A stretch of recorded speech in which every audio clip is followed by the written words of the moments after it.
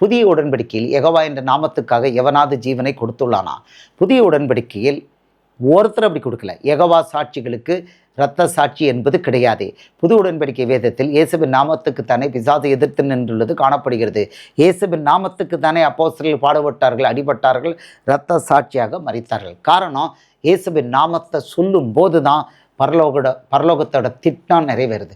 பேய் ஓடுது, வியாதி குணமாகுது. அப்போஸ்தலர் 4:17 20, 5:27 30, 40, 42 வசனம். இந்த வசனங்களை கவனமாக தயவு செய்து கேளுங்க. இதில் முக்கியமான ரகசியம் வெளியாக இருக்குது. அப்போஸ்தலர் 4:17 ஆகிலும் இது அதிகமாய் ஜனத்துக்குள்ளே பரம்பாதபடிக்கு இது முதல் ஒருவரோடும் இந்த நாமத்தை குறித்து பேசக்கூடாது என்று அவர்கள் உறுதியாய் பயமுறுத்த வேண்டும் என்று சொல்லிக்கொண்டு, எந்த நாமம் அவர்களை அழைத்து, அது அப்போஸ்தலரை அழைத்து இயேசுவின் நாமத்தை குறித்து எவ்வளவும் பேசவும் போதிக்கவும் கூடாது என்று அவர்களுக்கு கட்டளையிட்டார்கள். இயேசுவோட நாமத்தை பற்றி போதிக்கக்கூடாது. பிசாசு தெளிவாக வெளிப்படுத்தியிருக்கு. ஸோ இன்றைக்கி கர்த்தர்னு பேசுகிறாங்க, இயேசுவின் நாமத்தை சொல்ல மாட்டேங்காங்கன்னா அவங்க பிசாசுக்கு அடிமையாக இருக்காங்கன்னு அர்த்தம். சிம்பிள். 2000 வருஷத்துக்கு முன்னால் பிசாசு போராடி இருக்குது இயேசுவின் நாமத்தை உபயோகிக்கக்கூடாதுன்னு. அப்போஸ்தலர் 4:19 பேதுருவும் யோவானும் அவர்களுக்கு பிரதியுத்தரமாக, தேவனுக்கு செவி கொடுக்கிறதை பார்க்கலும் உங்களுக்கு செவி கொடுக்கிறது தேவனுக்கு முன்பாக நியாயமாக இருக்குமோ என்று நீங்களே நிதானித்து பாருங்கள். நாங்கள் கண்டவைகளையும் கேட்டவைகளையும் பேசக்கூடாது இருக்கக்கூடாது என்றார்கள். அவ்வளோ தைரியமாக சொன்னாங்க. அப்போஸ்தலர் 5:27 இது மறுபடியும் 2வது தடவை. அப்படி அவர்களை அழைத்து கொண்டு வந்து ஆலோசனை சங்கத்துக்கு முன்பாக நிறுத்தினார்கள். அப்பொழுது பிரதான ஆசாரியர் அவர்களை நோக்கி, அப்போஸ்தலரை நோக்கி, நீங்கள் அந்த நாமத்தை குறித்து போதகம் பண்ணக்கூடாது என்று நாங்கள் உங்களுக்கு உறுதியாய் கட்டளையிடவில்லையா? இயேசுவின் நாமத்தை பேசக்கூடாதுன்னு சொல்லியிருக்காங்க. ரிமைண்ட் பண்ணுறாங்க. 12 பேரையும் பிடிச்சிட்டு போய் வச்சாங்க. தேவதூதன் விடுவிச்சிட்டான். அப்படி இருந்தும் இதோ எருசலேமை உங்கள் போதகத்தினாலே நிரப்பி அந்த மனுஷனுடைய இரத்தப்பழியை எங்கள் மேல் சுமத்த வேண்டும் என்று இருக்கிறீர்கள் என்று சொன்னான். மற்ற 27-25 இவன் தான் வாங்கி கட்டிக்கிட்டாங்க. இவனுடைய இரத்தப்பழி எங்கள் மேலும் எங்கள் பிள்ளைகள் மேலே இருக்கட்டும் அப்படின்னு பிலாத்து முன்னால் வாங்கிட்டு இங்கே சொல்கிறாங்க. இப்படி பாருங்கள், மாற்றி மாற்றி பேசுகிறாங்க. ஆனால் கவனமாக பாருங்கள், மறுபடியும் 2வது தடவை சொல்கிறாங்க, அந்த நாமத்தை குறித்து போதகம் பண்ணக்கூடாது. மறுபடியும் அப்போஸ்தலர்களை அடித்து அனுப்புகிறாங்க. அவங்க அசால்ட்டாக போடா பொண்ணாக்குன்ட்டாங்க. அதற்கு பேதுரும் மற்ற அப்போஸ்தலரும் மனுஷருக்கு கீழ்ப்படுகிறதை பார்க்கலும் தேவனுக்கு கீழ்ப்படுகிறதே அவசியமாக இருக்கிறது. அப்போ கர்த்தர் ஆண்டவர்னு பிரசங்கம் பண்ணுறவன், இயேசுவின் நாமத்தை பிரசங்கம் பண்ணாமல் பழைய ஏற்பாட்டை பிரசங்கம் பண்ணுறவன், இயேசுங்கிற நாமத்தை உச்சரிக்காமல் முழு பிரசங்கத்தை முடிக்கிறவன், அவன் அவ்வளவரும் மனுஷனுக்கு கீழ்ப்படுகிறானா, இயேசுவுக்கு கீழ்ப்படுகிறானா, பிசாசுக்கு கீழ்ப்படுகிறானா? நீங்களே நிதானிச்சுக்கோங்க. அப்போஸ்தலர் 5:30 நீங்கள் மரத்திலே தூக்கி கொலை செய்த இயேசுவை நம்முடைய பிதாக்களின் தேவன் எழுப்பி, என்ன தைரியமாக சொல்கிறான் பாருங்கள். இயேசுவை இஸ்ரவேலுக்கு மறந்திருப்பதிலையும் பாவ மன்னிப்பையும் அருளுகிறதுக்காக அவரை அதிபதியாகவும் இரட்சகராகவும் தமது வலது கரத்தினாலே உயர்த்தினார். சமசாட்சி. இந்த சங்கதிகளை குறித்து நாங்கள் அவருக்கு சாட்சிகளாக இருக்கிறோம். தேவன் தமக்கு கீழ்ப்படுகிறவர்களுக்கு தந்தருளின பரிசுத்தாவியும் சாட்சி என்றார்கள். இயேசுவுக்கு மட்டும் சாட்சி. அப்போஸ்தலர் 5:33 அதை அவர்கள் கேட்டபொழுது மூர்க்கமடைந்து அவர்களை கொலை செய்யும்படிக்கு யோசனை பண்ணினார்கள்.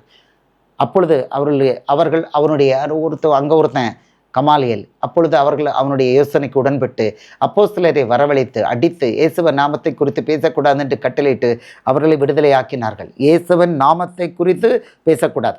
அப்போஸ்தலர் 5:41 அவருடைய நாமத்துக்காக கர்த்தராண்டவரில் இயேசுங்கிற நாமத்துக்காக தாங்கள் அவமானம் அடைவதற்கு பாத்திராக எண்ணப்பட்டபடியினால் சந்தோஷமாய் ஆலோசனை சங்கத்தை விட்டு புறப்பட்டு போய் தினந்தோறும் தேவாலயத்திலேயும் வீடுகளையும் இடைவிடாமல் உபதேசம் பண்ணி இயேசுவே கிறிஸ்துவென்று பிரசங்கம் பண்ணினார்கள். தேவாலயத்துக்குள்ளே இயேசு போய் ராஜ்யத்தின் உபதேசத்தை தான் பிரசங்கம் பண்ணார். தேவாலயத்தில் இவங்க போய் என்ன பிரசங்கம் பண்ணாங்க? இயேசுவே கிறிஸ்துன்னு பிரசங்கம் பண்ணாங்க. வெடி போட்டாங்க. இன்றைக்கி தேவாலயத்துக்கு அதுக்காக போகிறாங்க, நியாயப்பிரமாணத்தை பிரசங்கம் பண்ணுறாங்க. இயேசு தந்துள்ள 10 கட்டளைகளில் 8வது கட்டளை, நீதி நிமித்தம் துன்பப்படுகிறவர்கள் பாக்கியவான்கள், பரலோக ராஜ்யம் அவர்களுடையது. மத்தேயு 5:10-12 வசனங்கள். இயேசுதான் அந்த நீதி. அவருக்காக அவருடைய நாமத்துக்காக பாடுபடுவது அவசியம். யெகோவா என்ற நாமத்துக்கு துன்பப்பட வேண்டும், பாடுபட வேண்டும் என்று இயேசு கூறவில்லை. மத்தேயு 5:10 நீதி நிமித்தம் துன்பப்படுகிறவர்கள் பாக்கியவான்கள், பரலோக ராஜ்யம் அவர்களுடையது. இயேசுதான் நீதி. என் நிமித்தம் உங்களை திண்டித்து துன்பப்படுத்தி பல தீமையான மொழிகளை உங்கள் பேரில் பொய்யாய் சொல்வார்களானால் பாக்கியவான்களாக இருப்பீர்கள். என் நிமித்தம், இயேசுவின் நிமித்தம் மட்டும்தான், இயேசுவின் நாமத்தை சொல்லும்போது மட்டும்தான் பாடு. சந்தோஷப்பட்டு களி கூறுங்கள், பரலோகத்தில் உங்கள் பலன் மிகுதியாக இருக்கும். உங்களுக்கு முன்னிருந்த தீர்க்கதரிசிகளையும் அப்படியே துன்பப்படுத்தினார்களே. என் நாமத்து நிமித்தம் வீட்டையாவது சகோதரியாவது சகோதரிகளையாவது தகப்பனையாவது தாயாவது மனைவியாவது பிள்ளைகளையாவது நிலங்களையாவது விட்டவன் இவனோ. மத்தேயு 19:29. என் நாமத்தின் நிமித்தம். இயேசு தெளிவாக கொடுத்துருக்கிறார். யெகோவா நாமம் கிடையாது, கர்த்தருங்கிற நாமம் கிடையாது, இயேசுங்கிற நாமம். மத்தேயு 19:29. என் நாமத்து நிமித்தம் வீட்டையாவது சகோதரியாவது சகோதரிகளையாவது தகப்பனையாவது தாயாவது மனைவியாவது பிள்ளைகளையாவது நிலங்களையாவது விட்டவன் எவனோ அவன் 100 அடைந்த நித்திய ஜீவனையும் சுதந்திரித்துக் கொள்வான். கேரண்டி இதுக்கு தான். இயேசுவின் நாமத்து நிமித்தம் பாடுகள் உண்டு என இயேசு தெளிவாக கூறியுள்ளார். யெகோவா அல்லது கர்த்தர் என்ற நாமத்து நிமித்தம் பாடுபடுவீர்கள் என இயேசு கூறவில்லை. என் நாமத்து நிமித்தம் நீங்கள் எல்லாராலும் பகைக்கப்படுவீர்கள். கர்த்தருக்கு என்று ஒரு தெளிவான நாமம் உள்ளது. இயேசு என்பதே அந்த நாமம். மத்தேயு 10:22. என் நாமத்து நிமித்தம் நீங்கள் எல்லாராலும் பகைக்கப்படுவீர்கள். முடிவு வரைந்த நிலைத்திருப்பவனை ரட்சிக்கப்படுவான்.